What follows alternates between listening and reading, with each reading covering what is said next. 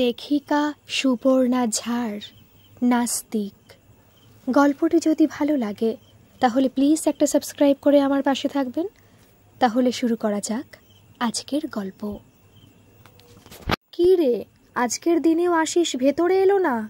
মায়ের বিস্ময় মাখা প্রশ্নের উত্তর কি দেবে ভেবে পেল না শুভশ্রী।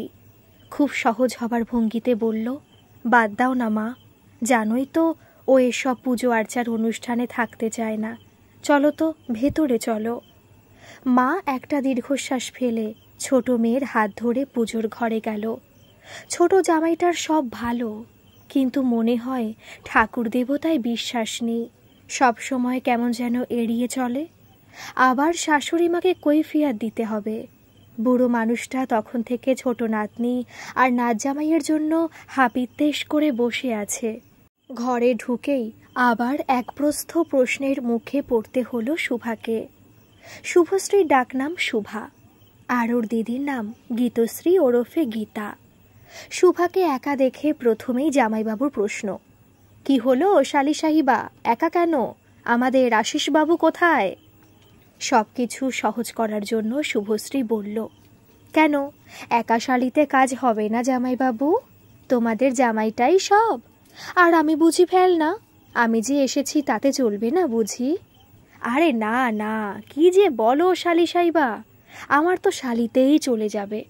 কিন্তু তোমাদের তো নতুন বিয়ে হয়েছে, তাই জিজ্ঞেস করছি, তোমার চলবে তো? বলে জামাইবাবু হা হা করে হাসতে শুরু করলো। ঘরের সকলেই সেই হাসিতে সামিল হলো। শুভাও হাসলো, কিন্তু মনে মনে ভীষণ খারাপ লাগতে লাগলো। অনেক সাধ করে বাবা আজ এই গুরু পূর্ণিমার দিনে বাড়ির প্রতিষ্ঠিত রাধা মাধবের পুজো রেখেছেন। খুব শখ ছিল প্রথমবার দুই মেয়ে জামাইকে নিয়ে পুজোর বাহানায় একটু আনন্দ করবেন, কিন্তু আশিস সে কথা বুঝলে তো। আর একটু পরেই এক এক করে সকল আত্মীয় স্বজন বন্ধু বান্ধব আসতে শুরু করবে, আর সকলেই একই প্রশ্ন করবে, নতুন জামাই আসেনি? ধুর, ভালো লাগে না। মনে মনে শুভশ্রী আবার ভাবল, তারও না এলেই ভালো হতো। শরীরটা ভালো নেই জাতীয় কিছু একটা বলে কাটিয়ে নিলেই হতো। দিদি পাশে এসে বলল, কি অত ভাবছিস রে শুভা? আশিস এলো না কেন রে? আর বলিস না দি ভাই, ওর খুব দরকারি একটা কাজ পড়ে গেছে, তাই আমাকে ড্রপ করে দিয়েই চলে গেল। শুভশ্রী দিদিকে কথাগুলি বলল।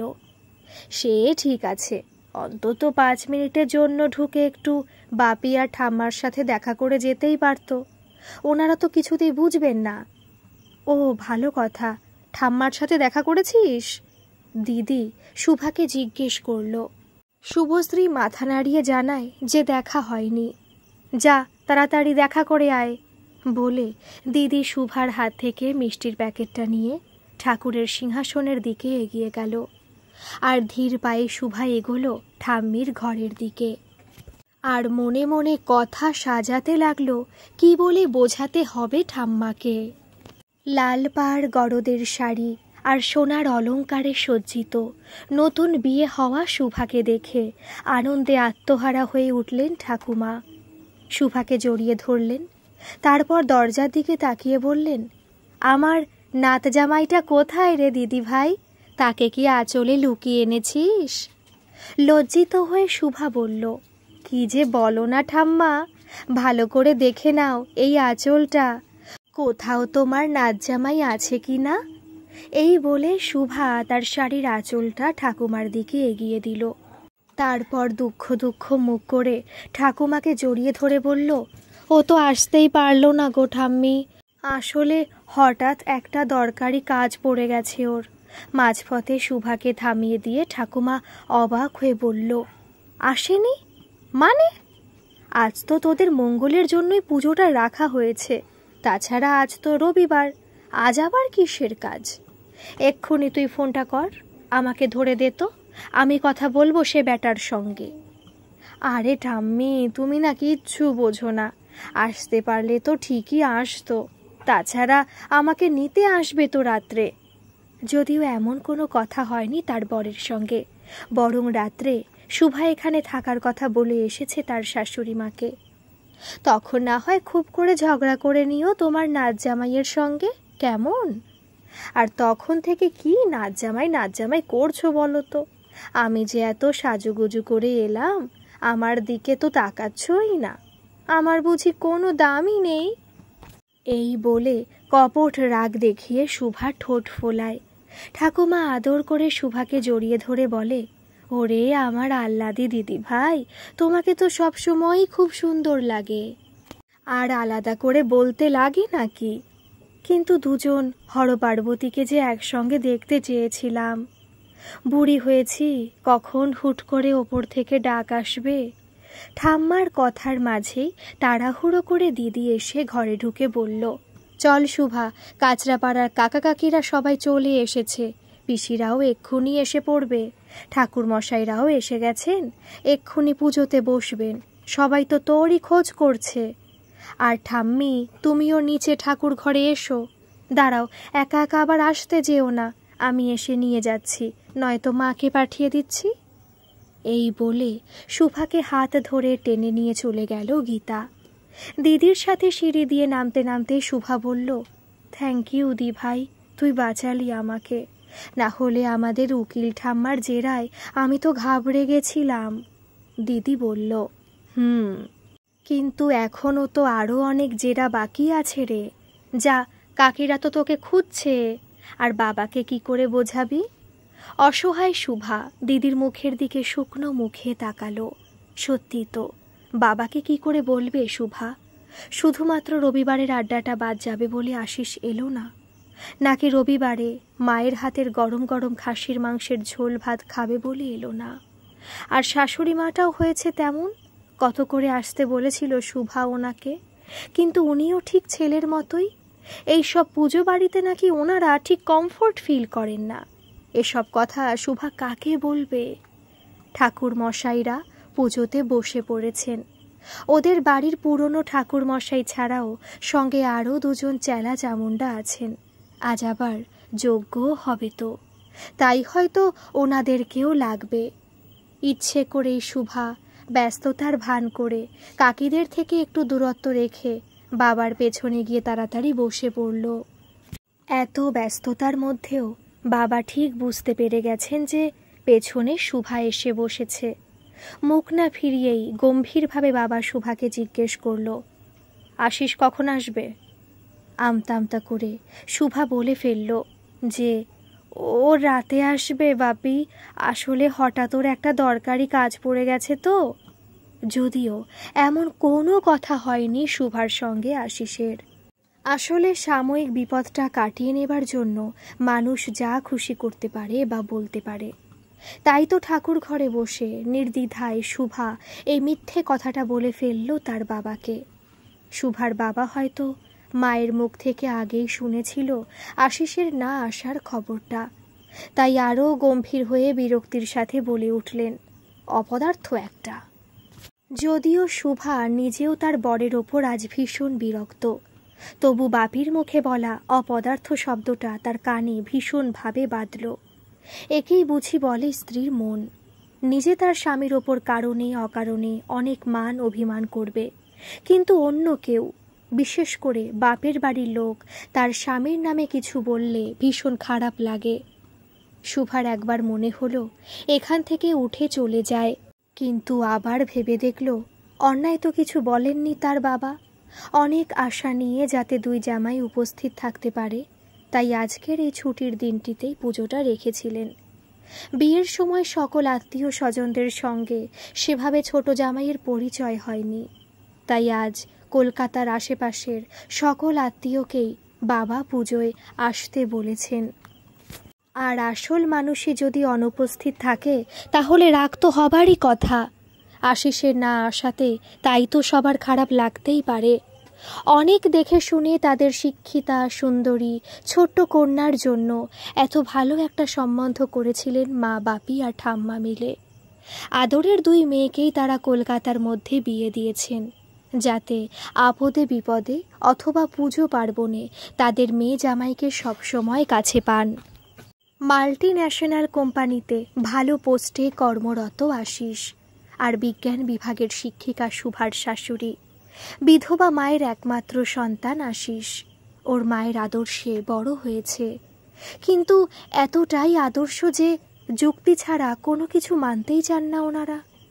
ঠিক বিপরীত অবস্থানে থেকে মা ঠাকুমার সংস্কার আর নিয়ম শৃঙ্খলায় বড় হওয়া শুভার প্রথম প্রথম খুব অচেনা লাগতো আশিসদের বাড়ির পরিবেশটা।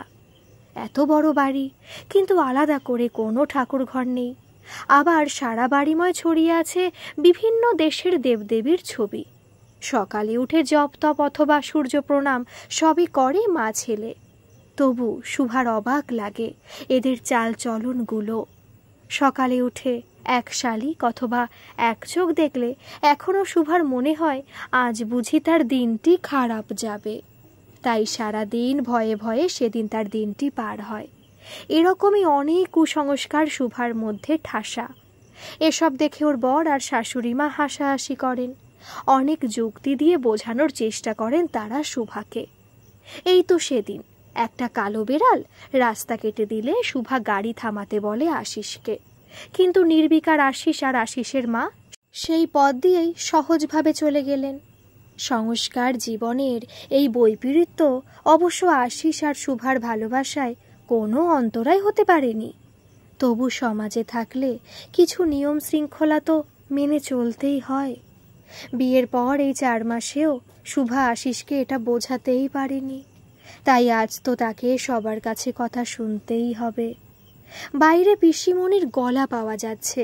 ওই ওনারা এসে গেলেন। যেখানে বাঘের ভয় সেখানেই সন্ধে হয়। পিসিমণি যা সন্দেহবাতিক মহিলা। এই রে, আরেক প্রস্থ জবাবদিহি করতে হবে শুভাকে। পিসিমণি এসেই প্রথমে শুভার খোঁজ করল। তারপর আশিস কেন আসেনি সেই প্রশ্নে জেরবার করে তুলল শুভাকে। দাদার বড় জামাইটা তো খুবই ভালো হয়েছে, একেবারে শ্বশুরবাড়ির বাধ্য। আজ 2.5 বছর ধরে সবাই দেখছে বড় জামাইকে। আপদে বিপদে সবসময় সে শ্বশুরবাড়ির সাথে আছে। বড় ম্যানেজারের পদে সরকারি ব্যাংকে চাকরি করে। দেখতেও তেমন সুন্দর, কিন্তু কোনো অহংকার নেই। শ্বশুরবাড়ির সবাইকে কত সম্মান করে, এক ডাকেই তাকে পাশে পাওয়া যায়। শুভার বিয়ের সময় বাড়ির ছেলের মতো দায়িত্ব নিয়ে সব কাজ করেছিল, সেটা তো সকলেই দেখেছে। সেই নিয়ে মনে মনে আত্মীয়দের মধ্যে একটা চাপা হিংসে ছিল। আত্মীয়রা এক একজন যেন আজব। নিজেদের মধ্যে কেউ কষ্টে থাকলে যেমন তাদের খারাপ লাগে অন্তত সামনে, ঠিক তেমনি কেউ বেশি ভালো থাকলেও তারা আবার জ্বলে পুড়ে ছাড়খাড় হয়ে যান। নিজের মনকে একটু সান্ত্বনা দিতে খুদ খুঁজতে বসে পড়েন। এমনিতেই দাদার ছেলে নেই বলে খুব চিন্তায় ছিল শুভার পিসিমণি। কিন্তু জামাই দুটো ভালো হয়ে যাওয়ায় ওনার চিন্তাটা যেন আরও বেড়ে গেছে। ছোটটি কি তাহলে অন্যরকম? শ্বশুর বাড়িকে অত তোয়াক্কা করে না মনে হয়। হাবে ভাবে প্রশ্নে উত্তরে পিসিমণি সেটাই বুঝে নিতে চেষ্টা করছেন, আর এটাতেই হয়তো তার শান্তি লাভ হচ্ছে। শুভা এবং ঘরে উপস্থিত সকলেই সেটা বুঝতে পারছে। অনিচ্ছে সত্ত্বেও শুভাকে সব প্রশ্নের উত্তর দিতে হচ্ছে তাকে। এদিকে পুজো আরম্ভ হয়ে যাওয়ায় ঠাকুর ঘরের মধ্যে এত কথার আওয়াজে ঠাকুরমশাই বিরক্ত হচ্ছেন দেখে বাবা চোখের ইশারায় ওদের চুপ করতে বললেন। মাঝপথে গল্প বন্ধ হওয়ায় বেজার মুখ করে পিসিমণি চুপ করে গেলেন। তারপর কাকিমার সঙ্গে কানে কানে ফিসফাস শুরু হলো। আশ্চর্য এই মিসিমণির স্বভাব। এতদিন বাদে বাপের বাড়ি এসে কোথায় সবার আগে বয়স্কা মাটার খোঁজ করবে, পুজোর জোগাড় ঠিকঠাক হয়েছে কিনা সেটা দেখবে, তা না, এসেই দাদার সংসারের ফাঁকটা খুঁজতে বসেছে। বেশ হয়েছে, আদরের দাদা আর ধমককে মুখটা চুন হয়েছে তো। মনে মনে শুভা ভাবল, যাক বাবা, বাঁচা গেল। কিছুক্ষণ কোনো কৈফিয়ত দিতে হবে না। একে একে সকলেই চলে এসেছে, বাড়ি ভর্তি আত্মীয় স্বজন। একটু আগেই দিদির শ্বশুরমশাই আর শাশুড়ি মা আসলেন। মা ওনাদেরকে নিয়ে ব্যস্ত আছেন। জামাইবাবুর মতো ওনার বাবা মাও খুব ভালো, যে কোনো কাজে ডাকলেই ওনারা আসেন। ওদিকে বাইরের চাতালে ত্রিপল খাটিয়ে ভোগ রান্না করছেন রান্নার ঠাকুর। চারিদিকে রাধা তরকারি সুগন্ধে ম ম করছে। খাঁটি ঘিয়ের গন্ধের সাথে ঠাকুর ঘরে ধূপধুনো আর ফল মিষ্টান্নের গন্ধে মাখামাখি হয়ে পুজো বাড়ি যেন জমে উঠেছে। সকলেই উপোস করে আছে। তাই ঘ্রাণে অর্ধভোজনের মতো প্রাণ ভরে সকলেই আঘ্রাণ নিচ্ছেন। পুজো শুরু হওয়ার পরে আরেক প্রস্থ ছোট মেয়ে জামাইয়ের খোঁজ হতেই বাধ্য হয়ে দিদি জামাইবাবুকে পুজোতে বসালো শুভা, আর দিদির পেছনটাতে নিজে বসলো। ঠাকুর মশাইয়ের পাশটাতে গম্ভীর মুখ করে বাবা বসে আছেন। শুভা তার বাপির মুখের দিকে তাকাতেই পারছে না। আজ একটু কষ্ট করে আসতেই পারত আশিস। সকলের সাথে মিলেমিশে এটাও একটা আনন্দের দিন হিসেবে কাটাতো না হয়। তাছাড়া সবার চোখে বাবাকে এভাবে ছোট হতে হতো না। মনে মনে খুব অভিমান হয় শুভার। বাড়ি ফিরে অত সহজে কিছুতেই আশিসকে ক্ষমা করবে না। হঠাৎ বাইরে তুমুল চিৎকার চেঁচামেচি শোনা গেল। পুজো ছেড়ে বাধ্য হয়ে সকলে ছুটে এলো বাইরে। শুভা বাইরে এসে দেখল মা চিৎকার করতে করতে সিঁড়ির দিকে ছুটছেন। পেছন পেছন সবাই এসে দেখল ঠাকুমা সিঁড়ি থেকে গড়িয়ে পড়ে আছে, রক্তে ভেসে যাচ্ছে চারপাশটা। মনে হয় মাথা ফেটে গেছে। এক মুহূর্ত দেরি না করে জামাইবাবু ঠাম্মিকে পাজাকলা করে নিয়ে ওনাদের গাড়িটা নিয়েই বেরিয়ে পড়লেন নার্সিং হোমের উদ্দেশ্যে। সাথে মা, দিদি, কাকাতো, পিস্তুতো দাদারা সকলেই চলে গেল। গাড়িতে আর জায়গা না থাকায় শুভা যেতে পারল না ওদের সঙ্গে। ভাবল অন্য গাড়ি করে যাবে। এই ভেবে বারান্দায় পা রাখতেই দেখল বাবা পাথরের মতো দাঁড়িয়ে আছেন ঠাকুর ঘরের সামনে, আর মাসি বাবাকে সামলাচ্ছেন। একটু আগেই বাড়ি ভর্তি লোকজন ছিল, কত আনন্দের পরিবেশ ছিল। মুহূর্তে কি হয়ে গেল, একসঙ্গে সবাই যেন কোথায় চলে গেছে। শুভার চারপাশটা শূন্য মনে হচ্ছে। বাড়ির দিকটাও তো সামলাতে হবে, সবকিছু খোলা অবস্থায় পড়ে আছে। তাই বাবাকে অনেক বুঝিয়ে সুঝিয়ে ঠাকুর ঘরে বসিয়ে শুভা নিজের ফোনটা হাতে নিয়ে বাইরে এলো। আশিসকে খবরটা জানাতে হবে, কিন্তু তার আগে শুভাকে জানতে হবে ওরা কোন নার্সিংহোমে গেছে। দিদিকে ফোন করতে গিয়ে শুভা দেখল দিদি যেখানটায় বসেছিল সেখান থেকেই রিং হয়ে যাচ্ছে। তাড়াহুড়োতে দিদি ফোনটা নিয়ে যেতেই ভুলে গেছে। আরেক হাতে ফোনটা তুলে নিয়ে আসলো শুভা, যত্ন করে রেখে দিতে হবে। তারপর পিস্তুত দাদাকে ফোন করতেই ও বলল যে ওরা পাড়ার নার্সিংহোমে দিদাকে নিয়ে এসেছে। ডাক্তারবাবু দেখছেন, তবে জ্ঞান এখনও ফেরেনি। তারপর শুভার মা ওর দাদার থেকে ফোনটা নিয়ে বাপির সঙ্গে কথা বলতে চাইল। শুভা তাড়াতাড়ি বাপিকে গিয়ে ফোনটা দিল। ওদিক থেকে শুভার মা বলল ওর বাবাকেই বসে পুজোটা শেষ করে নিতে। প্রথমে উনি রাজি না হলেও মায়ের মঙ্গলের কথা ভেবে রাজি হলেন। তারপর ঠাকুর মশাইয়ের সঙ্গে কথা বলে 10 মিনিটের মধ্যে পুজো সমাপন করে দিতে বললেন। বাপির কাছে মাসিমণিকে বসিয়ে শুভা একটু বাইরে গেল আশিসকে খবরটা দিতে। চারিদিকে সব ঘর দুয়ার খোলা, রান্নার লোকেরা বাইরে ঘোরাঘুরি করছে। ওরাও বেচারা ধন্দে পড়ে গেছে। রান্নাগুলো শেষ করবে নাকি সব বন্ধ রেখে চলে যাবে বুঝতে পারছে না। আবার এই পরিস্থিতি কাউকে জিজ্ঞেসও করতে পারছে না, তাই গ্যাসটা বন্ধ করে দিয়ে এদিক ওদিক পায়চারি করছে। ব্যালকনির ঘরটা ঠাকুর ঘর থেকে অনেকটাই দূরে, তাই শুভা সেটা বন্ধ করতে ওদিকে যেতেই হঠাৎ কানে এলো কাকিমা আর পিসিমণির গলা। এতক্ষণ শুভা খেয়াল করেনি সবটাই এদিক ওদিক ইতস্ততভাবে ছড়িয়ে ছিটিয়ে আছে। অনেকে আবার চলেও গেছেন, তাই হঠাৎ করেই সব ফাঁকা লাগছিল। ধীর পায়ে শুভা পিসিমণিদের ঘরের দিকে এগোলো। পরিষ্কার শুনতে পেল পিসিমণি বলছে, সব অনাচার বুঝলে ছোট বৌদি। মা বলছিল শুভা আর ওর বরের জন্যই পুজোটা রাখা হয়েছে। আর কেমন নাস্তিক ছেলে দেখলে, পুজোতে বসা তো দূর, একবার এলোও না। আজ ওর জন্যই আমার মাটার এমন অবস্থা হলো। জানি না বয়স্ক মানুষটা এতটা ধকল নিতে পারবে কি না। বলে পিসিমণি কাঁদতে লাগলো। কাকিমা বলল, চুপ করো নীলা, কেঁদো না, সব ঠিক হয়ে যাবে। আজকালকার ছেলেপুলেরা কি যে মনে করে নিজেকে। আর শুনতে পারল না শুভা। তাহলে এই দুর্ঘটনার জন্য সবাই তাদেরকেই দায়ী করছে। শুভার মনের মধ্যে তীব্র অভিমান জমতে থাকে, দুয়ে দুয়ে 4 মেলাতে থাকে ও মনে মনে। তাহলে কি সেই জন্যই সবাই ঠাম্মির সঙ্গে চলে গেল, আর শুধু তারই জায়গা হলো না গাড়িতে? ঠাম্মি ছিলেন শুভার সবচেয়ে কাছের জন। দিদি বিয়ে হয়ে যাবার পর যত আদর আবদার সবই চলত ঠাম্মির কাছে। একে আদরের ঠাম্মির জন্য মন খারাপ, তার উপরে এত বড় অপবাদ। শুভার আর ইচ্ছেই করল না আশিসকে কিছু জানাতে। চোখের জল মুছতে মুছতে ঠাকুর ঘরের সামনে এসে দাঁড়ালো। পুজো প্রায় শেষ, বলা যায় কোনো রকমে শেষ করা হলো। পরে সব ঠিকঠাক হলে একটি শুভ দিন দেখে হোমযজ্ঞ সব হবে না হয়। ঠাকুর প্রণাম সেরে বাবা বেরিয়ে এসে বাড়ির গাড়িটা বের করতে বলল ড্রাইভারকে। শুভা সামনেই দাঁড়িয়েছিল, তবু ওকে একবারও সাথে যেতে বলল না বাপি। হয়তো বাড়িতে কেউ নেই, এদিকটাও সামলাতে হবে, তাই শুভাকে সাথে নিলেন না। কিন্তু রাগ অভিমান মানুষকে অন্ধ করে দেয়, তাই শুভা মনে মনে খুব কষ্ট পেল। তাহলে কি বাপিও আশিসকেই দোষী মনে করছে? শুভার মাথা কাজ করছে না, তাই চুপ করে দাঁড়িয়েই রইল। পিসি আর কাকিও বাবার সঙ্গে নার্সিংহোমে চলে গেল। দিদির শ্বশুর শাশুড়িও যেতে চেয়েছিলেন, কিন্তু বাবা ওনাদেরকে ঘরে রেস্ট নিতে বললেন। আরও বললেন সময় মতো সব জানাবেন ওনাদেরকে।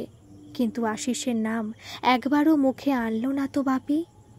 রাগে অভিমানে দুঃখে শুভা ডাইনিংয়ের সোফায় চুপ করে বসে রইল। এভাবে কতক্ষণ কেটেছে কে জানে। আবার বাইরে কোলাহল শোনা গেল। জামাইবাবুর গলা না? কি হলো আবার? ভয়ে ভয়ে শুভা বাইরে বেরিয়ে এলো। এসে দেখল প্রথমে জামাইবাবুর গাড়ি থেকে সবাই নামলো, তার পেছন পেছন বাপিদের গাড়িটাও ফিরে আসলো। কিছু বুঝতে না পেরে মনের মধ্যে আতঙ্ক নিয়ে গাড়ির কাছে ছুটে গেল শুভা। জিজ্ঞাসু দৃষ্টিতে মা দিদিদের দিকে তাকালো। মাকে দেখেই ক্লান্ত বিধ্বস্ত লাগছে। তাছাড়া মায়ের সারা শাড়িতে ঠাম্মার রক্ত লেগে শুকিয়ে আছে, তাই দিদি তাড়াতাড়ি মাকে বাথরুমে পাঠিয়ে দিল। তারপর শুভার দিকে তাকিয়ে বলল, ঘরে চল, সব বলছি। ঠাম্মি ঠিক আছে তো দিদি ভাই? ভয়ার্ত কণ্ঠে শুভা জিজ্ঞাসা করল। বলে দিদি ঘরের দিকে এগিয়ে গেল। কিছু বুঝতে না পেরে শুভা যেন অধৈর্য হয়ে উঠেছে। দিদির পেছন পেছন ছুটল ঘরের দিকে। ওদিকে জামাইবাবু আর বাপি চাপা স্বরে কি যেন একটা আলোচনা করছে। কিসের এত লুকোচুরি? তাহলে কি শুভাকে সবকিছু আড়াল করার চেষ্টা? কিছু বুঝতে না পেরে অসহায়ের মতো দিদির পেছন পেছন ঘরে এলো। আশিস সব দায়িত্ব নিয়েছে। দিদি গম্ভীরভাবে বলল, দায়িত্ব নিয়েছে মানে? কিসের দায়িত্ব? তোরা আমাকে খুলে বলবি দিদি ভাই? বিরক্তি নিয়ে শুভা কথাগুলো বলল তার দিদিকে। আমরা নার্সিংহোমে পৌঁছানোর একটু পরেই আশিস এসেছিল ওখানে। তারপর নার্সিংহোমের ব্যবস্থা ওর পছন্দ হয়নি। একজন জুনিয়র ডাক্তারবাবু কোনো রকমে ঠাম্মির মাথায় ব্যান্ডেজ করে দিয়েছিলেন, কিন্তু জ্ঞান ফেরাতে পারছিলেন না।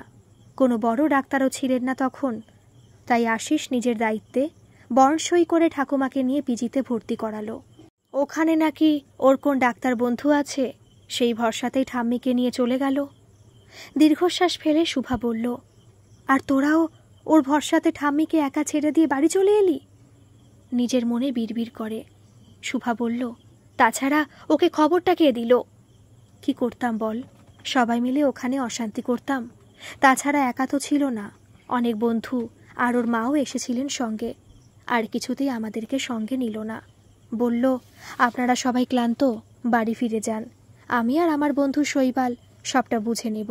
ঠাম্মির কোনো ক্ষতি হতে দেব না, আমার উপর ভরসা রাখুন। কিন্তু তবুও তোদের যাওয়া উচিত ছিল, অন্যমনস্কভাবে শুভা বলল। তারপর বলল, ঠিক আছে, আমিই যাচ্ছি। এই বনু, দাঁড়া, একা একা কোনো ডিসিশন নিস না।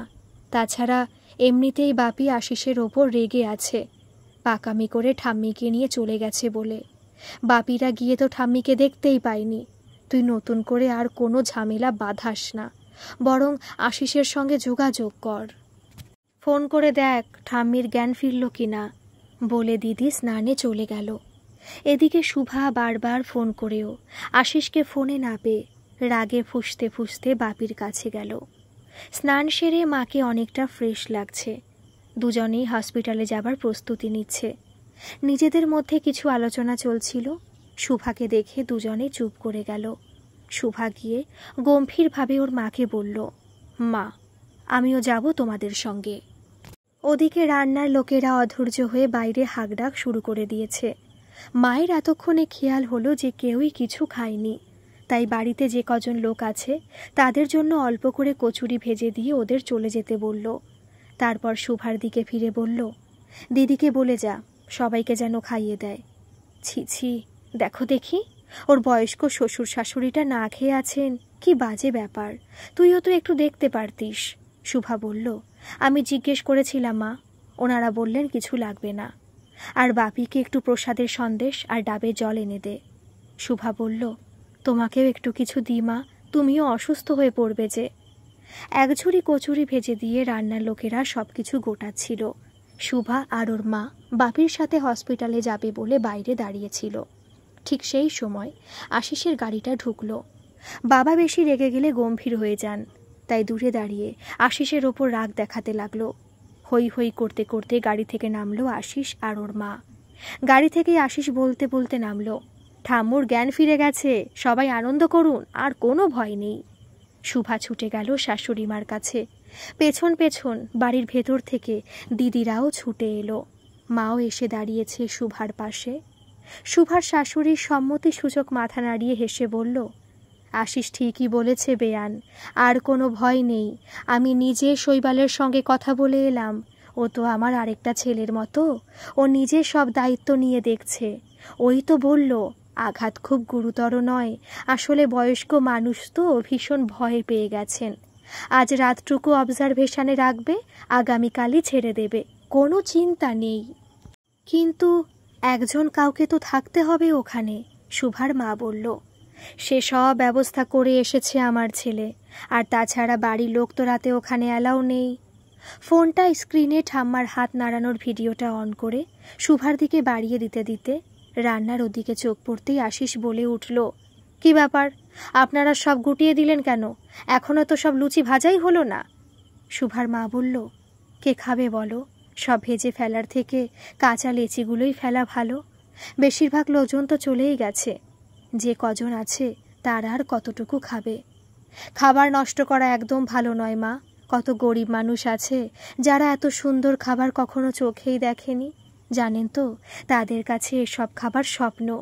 ওহে রাঁধুনি মশাই, সব লুচিগুলো ভেজে ফেলুন। শুভা বিরক্ত হয়ে বলল, শুনলে না মা কি বলল?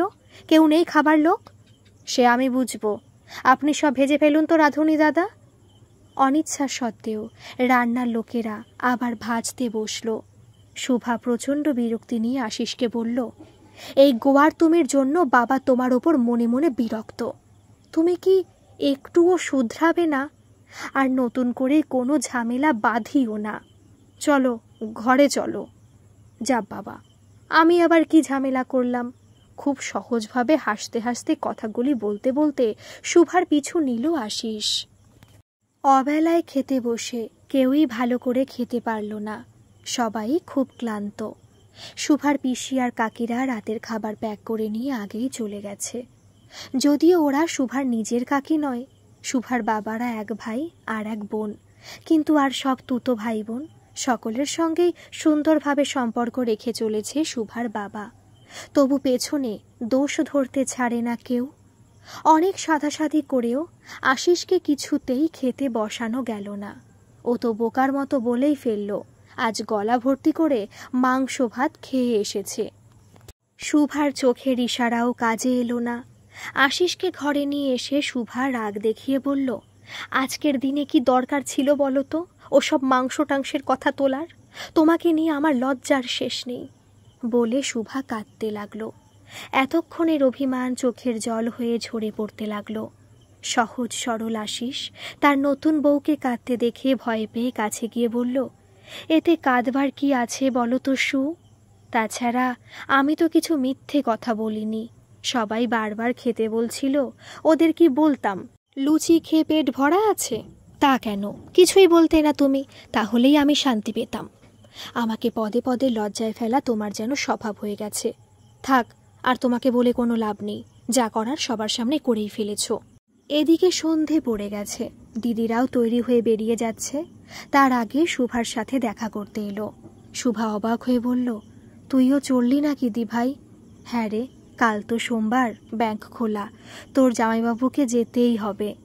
কিন্তু তুই যাচ্ছিস কেন? তোর তো আজ থাকার কথা ছিল, শুভা দিদিকে বলল। না রে, যাই, আবার পরে আসবো। তাছাড়া শ্বশুর শাশুড়ি মা তাই চান, ওনাদেরও শরীরটা ভালো নেই। আর তোরা তো আছিসই মা বাবার পাশে, আর চিন্তার কি আছে। দিদির বলা শেষের কথাটা শুভার কানে বিঁধল। দিদি কি টন্টিং করে কথাটা বলল? আশিস আজ সব দায়িত্ব নিয়েছিল, তাই হয়তো জামাইবাবুর অভিমান হয়ে থাকতে পারে, আর তাই হয়তো দিদিকে জোর করে নিয়ে চলে যাচ্ছেন। শুভা সহজ হবার ভঙ্গিতে দিদিকে বলল, আমি কি জামাইবাবুর সঙ্গে কথা বলবো দি ভাই? তোকে অন্তত আজ রাতটা থাকতে দিক, এখানেও তো তোর প্রয়োজন আছে। না রে, আজ উপায় নেই, তাছাড়া ঠাম্মিকে তো কালকে ছেড়েই দিচ্ছে, প্রয়োজন হলে আবার এসে পড়ব। তোরা থাকছিস তো রাতে? শুভা আশিসের দিকে তাকালো। আশিস বলল, শু থাকলে আমার কোনো আপত্তি নেই, তবে তার আগে সবাইকে আমার সঙ্গে যেতে হবে একটা জায়গায়। শুভা আর ওর দিদি একসঙ্গে বলে উঠল, কোথায়? মন্দিরে, একটা পুজো বাকি আছে, আশিস বলল। ওরা কিছু বুঝতে না পেরে ওর মুখের দিকে তাকালো। শুভা মনে মনে ভাবল, আশিস আর পুজো। তারপর বাড়ির সবাইকে জোর করে রাজি করিয়ে আশিস রওনা দিল মন্দিরের উদ্দেশ্যে।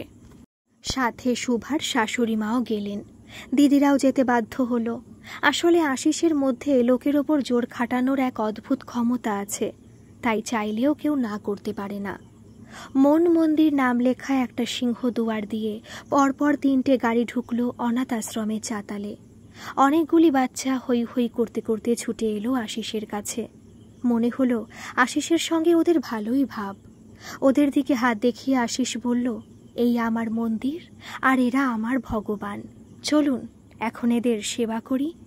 আশ্রম কর্তৃপক্ষকে আগেই ফোন করে রাতে রান্না করতে বারণ করেছিল আশিস। সকলকে তাই পাত পেরে খেতে বসানো হলো, আর পরিবেশন করতে গেল শুভা আর ওর দিদি আর মা। একসঙ্গে প্রায় ৬০-৬৫ জন খেতে বসেছে। 3 জনই পরিবেশন করতে হিমশিম খাচ্ছে দেখে জামাইবাবু আগেই ওদের সঙ্গে যোগ দিয়েছে। আশিস ওর শ্বশুর মশাইয়ের দিকে চেয়ে বলল, বাবা আপনিও যান, পুষ্পাঞ্জলি দেবেন না? শুভার বাবা আর্দ্র কণ্ঠে বলল, হ্যাঁ হ্যাঁ যাচ্ছি বাবা। প্রায় ১০০ জনের খাবার ৬০-৭০ জনে উঠিয়ে দিল পরম তৃপ্তির সঙ্গে। ফেরার সময় গর্বে শুভার বুকটা ভরে উঠল। জামাইবাবু বলল, আশিস আমাকেও তোমাদের স্বেচ্ছাসেবী সংস্থায় যুক্ত করে নাও। আশিস বলল, সেরকম কোনো ব্যাপার না দাদা ভাই, মন চাইলে ছুটির দিনে একটু ওদের সঙ্গে সময় কাটিয়ে যাই। তারপর মুচকি হেসে শুভার দিকে তাকিয়ে বলল, ওই রবিবারের আড্ডা আর কি, যতটুকু পারি সাহায্য করি। এর মাঝে আশিসের ফোনে ডক্টর শৈবাল ভিডিও কল করেছে। সবাই উৎসাহী হয়ে আশিসকে ঘিরে ধরল। ঠাকুমা হাসছেন, হাত নাড়িয়ে বললেন, আমি খুব ভালো আছি, তোরা চিন্তা করিস না, পুজোটা শেষ করে নে। বাবা সজল চোখে বলল, মা গো, খুব সুন্দরভাবে আমাদের পুজোটা শেষ হলো, আর সেই জন্যই তো তুমিও সুস্থ হয়ে গেলে। এখন বিশ্রাম নাও, কাল আমরা সবাই মিলে তোমাকে নিতে আসছি। ঠাকুমা হাসতে হাসতে টাটা করল। কিন্তু আমার মনে যে একটা খটকা রয়েই গেল। শুভা, আশিস এবং উপস্থিত সকলকে উদ্দেশ্য করে বলল। সবাই একসঙ্গে বলল, কিসের খটকা? শুভা আশিসের দিকে তাকিয়ে বলল, আচ্ছা তোমাকে খবরটা কে দিল? সবাই শুভার দিকে তাকিয়ে বলল, তুই আশিসকে জানাসনি? আশিস বলল, আরে আমাকে তো নীলাঞ্জনা মৈত্র নামের এক মহিলা ফোন করে সব বলল। সকলেই একসঙ্গে চিৎকার করে বলল, পিসিমণি! যাক, এতদিনের নীলা একটা কাজের মতো কাজ করেছে। বাবা হেসে বলল। সবাই একসঙ্গে হেসে উঠল। শুভা বলল, মনে করে রাতে ফোন করে পিসিমণিকে থ্যাঙ্কস জানাতে হবে। তারপর ওদের গাড়িগুলো ছেড়ে দিল।